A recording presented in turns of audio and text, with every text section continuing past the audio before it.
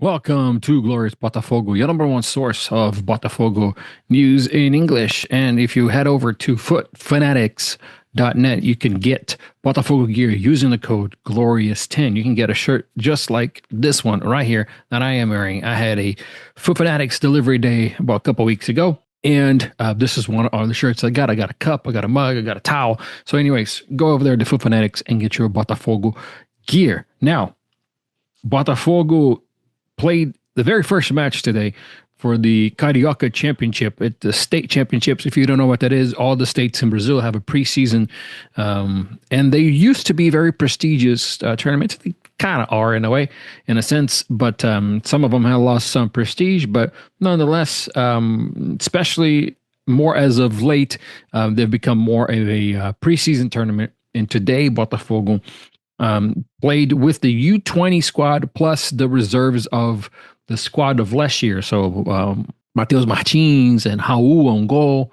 And they won 2-0 versus Portuguesa from Rio. There's another Portuguesa from São Paulo. It used to be a much bigger team. But the Portuguesa from Rio, Botafogo played there. A horrendous pitch, might I add, which is why some of these matches are played with the U20 squad, especially in the very beginning of the season. We don't want anybody to get hurt. And Botafogo won. It was a good showing. It was a very organized. It was a team that knew what to do with the ball.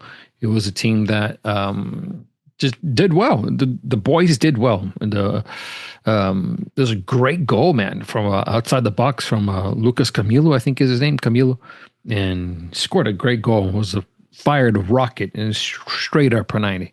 Straight up for 90. The next match for Botafogo will be Sunday, January 18th. So in 3 days from now, Botafogo will play Sampaio Correia, which is another smaller team from Rio. And I believe it will also be with the U20 squad. And match day 3 out of 6 when Botafogo plays Volta Redonda at home. Volta Redonda is a team that was in the Serie B last year. I think they got relegated to Serie C. I think by then we will see Martin Anselmi with his players. Now, which players will that be? We don't know, because Botafogo is currently under a transfer ban for not paying the sum to Atlanta United for Thiago Almada back in 2024. Botafogo sold Thiago Almada to Atletico Madrid and still did not pay Atlanta United. So Atlanta went to FIFA, and now through FIFA, through the transfer ban, they are trying to get Botafogo to pay up for Thiago Almada, which should have been done a long time ago. Should have been done a long time ago. I think Botafogo paid the first two payments and then stopped. And that's just not right. So the club is going through a transfer ban, and that has affected several signings so far in the season. Not several, about 3 or 4, I would say. There was a center defensive mid that did not sign with the club because of that transfer ban. And Botafogo lost a goalkeeper to Flamengo. The goalkeeper his name is Andrew, by the way. He started in the Botafogo Academy. He went out to Europe and he did so well. He played for Gil Vicente in Portugal, and he wanted to return to Brazil, and he wanted to return to Botafogo because it is his club. It's his boyhood club. He's a fan of the club, and he wanted to play. And because of the transfer ban and because of the current situation in the transfer market, and because of the current situation that Botafogo has with that particular agent that Andrew has, it went from basically almost signed. All Andrew had to do was sign the contract. It would have been done, to signing with Flamengo, which is pretty sad to see, honestly. A player that tried everything to come and play for the club. And if he really wanted to, at the end of the day, if he had not listened to his agent, he would have signed. He would have signed and he would have been there with us. But he listened to his agent, and now he's playing for Flamengo. So it is what it is. There's been a few transfers of Botafogo players back from overseas back to Brazil, as in Segovinha and Yalin. They're both playing for América Mineiro right now in the Serie B. They were just announced today, I think, or yesterday.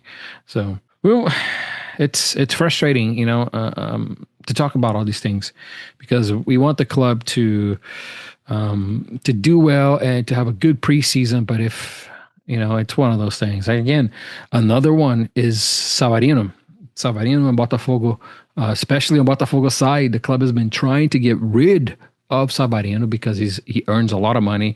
He had a poor 2025 season, and the prognostics for 2026 are not good, allegedly. So Botafogo was trying to get rid of Savarino and was trying to negotiate him with Fluminense, which is, it's a big no-no in my book to go to a direct regional rival, especially a club like Fluminense, which is a big rival from Botafogo alongside Flamengo and Vasco. So to me, that made no sense.